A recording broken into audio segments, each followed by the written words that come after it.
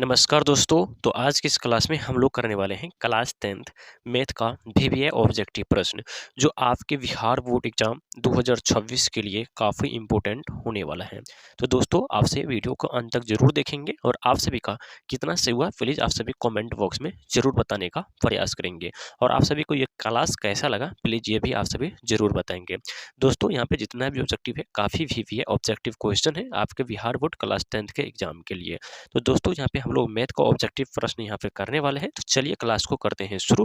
उससे पहले अभी तक वीडियो को लाइक नहीं किए हैं तो प्लीज दोस्तों आपसे वीडियो को लाइक करके चैनल को सब्सक्राइब जरूर करेंगे।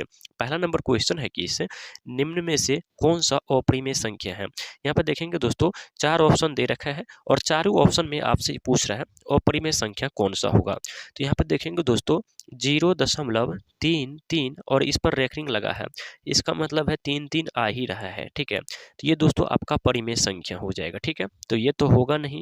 उसके बाद 1/3 परिमेय संख्या क्या होता है, जिसे हम p बटा q के रूप में लिख सकते हैं, वह परिमेय संख्या हो।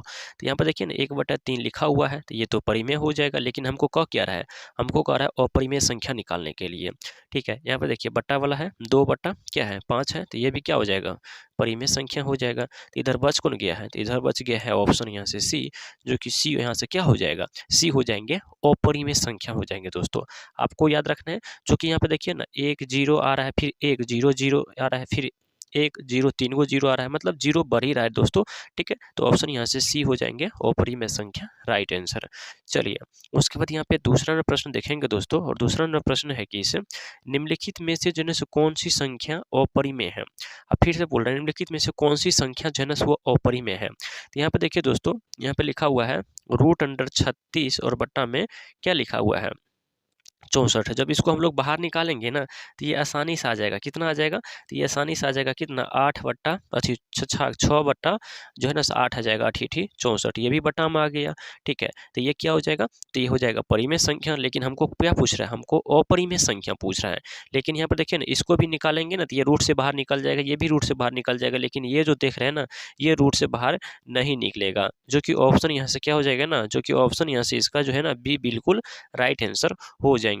चलिए अगले प्रश्न बढ़ते हैं। 3 नंबर प्रश्न देखेंगे और 3 नंबर प्रश्न है कि इस पाई एक है। तो दोस्तों आप सभी को याद रखना है, पाई जो है ना वह एक अपरिमेय संख्या होता है।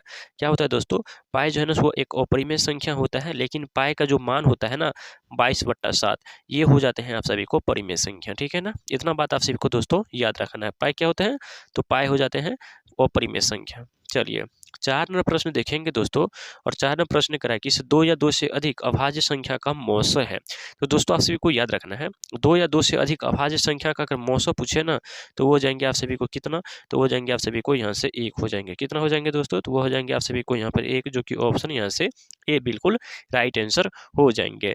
चलिए 5 नंबर प्रश्न देखेंगे दोस्तों, और 5 नंबर प्रश्न क्या करा है, 5 नंबर प्रश्न है कि इस बहुपद 4x² माइनस 4x प्लस 1 का जो है ना मूल का गुणनफल होगा। तो गुणनफल बराबर क्या होता है दोस्तों, आप सभी को याद होना चाहिए। गुणनफल बराबर होता है सी बटा के क्या, सी बटा का जो है ना ए होता है। ठीक है, क्या होता है सी बटा के। यहाँ पर जो देख रहे हैं ना, इसका मान ए है, ये हो गया आपका बी और ये हो गया आपका सी। ठीक है, तो सी कितना है दोस्तों, तो सी यहाँ पर 1 है और बटा में ए कितना है, तो 1 यहाँ पर जो है ना 4 है। ठीक है, x² के गुना में क्या है 4 है, तो 4 हो जाएगा, यानी कि 1/4 हो जाएंगे, जो कि ऑप्शन यहाँ से आपका सी बिल्कुल सही आंसर हो जाएंगे। क्या हो जाएंगे ना, ऑप्शन यहाँ से आपका सी बिल्कुल सही आंसर हो जाएंगे। चलिए 6 नंबर प्रश्न देखेंगे दोस्तों, और 6 नंबर प्रश्न है कि यदि बहुपद px बराबर x² माइनस जो है ना 3x प्लस 5 के मूल्य अल्फा इंटू बीटा हो, तो 1/अल्फा प्लस 1/बीटा का मान। देखिए दोस्तों आप सभी को याद रखना है, 1 प्लस अल्फा इन प्लस में 1 जो है ना बीटा का फॉर्मूला होता है, वो होता है माइनस का b बटा c होता है। ठीक है, तो यहाँ पे देखिए माइनस तो हाई है, और यहाँ पे b का मान देखिए, ये हो जाता है a का मान, और ये हो जाता है आपका b का मान, और ये हो जाता है आपका c का मान। तो हमको b निकालना है, तो b क्या हो जाएगा, इधर से निकल जाएगा, यानी कि माइनस का 3 और इधर माइनस हाई है, तो ये प्लस का 3 हो जाएगा। और बट्टा में c देखिए ना, c कितना है, तो हमको c यहाँ पे 5 है, यानी कि 3/5 हो जाएगा हमारा। क्या हो जाएगा दोस्तों, 3/5 हो जाएगा, जो कि इसका ऑप्शन यहाँ से आपका ए बिल्कुल राइट आंसर हो जाएंगे।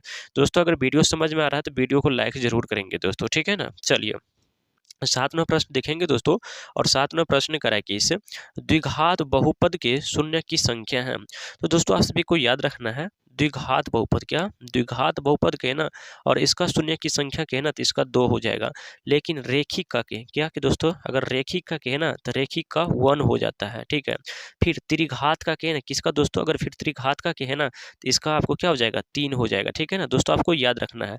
अगर द्विघात कहेगा तो 2, रेखिक कहेगा तो 1 और त्रिघात कहेगा तो आपको 3 हो जाएगा, ठीक है ना। तो हमको यहाँ पे द्विघात पूछ रहा है दोस्तों, ठीक है।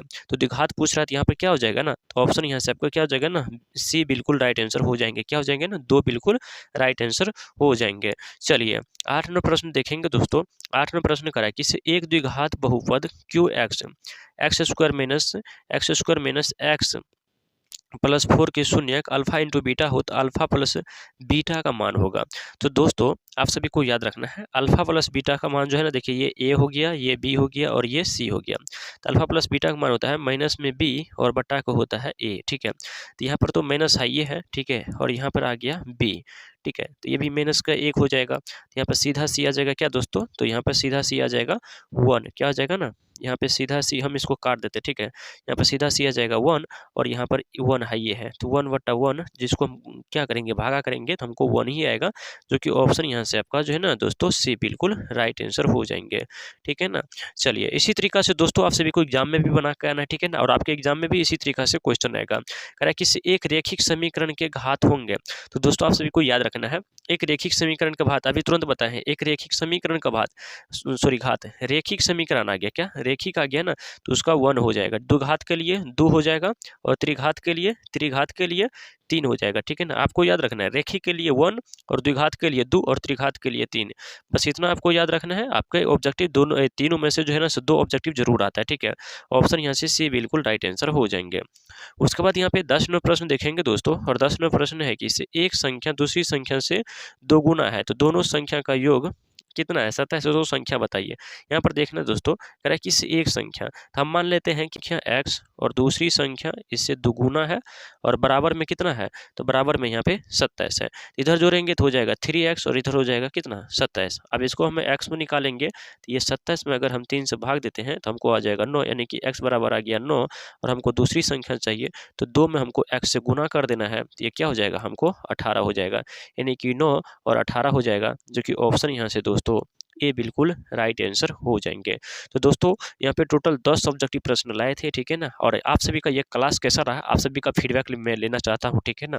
अगर आप सभी को थोड़ा सा भी वीडियो पसंद आता होगा ना तो प्लीज़ आप सभी वीडियो को लाइक जरूर करेंगे, ठीक है ना। आप सभी थोड़ा सा भी हमको सपोर्ट नहीं करते प्यारे बच्चों, ठीक है ना। प्लीज़ आप सबको हमको सपोर्ट की जरूरत है, ठीक है ना। प्लीज़ आप सभी सपोर्ट कीजिए, ठीक है। थोड़ा सा भी अगर वीडियो अगर पसंद आएगा तो वीडियो को लाइक और चैनल को सब्सक्राइब जरूर करिएगा।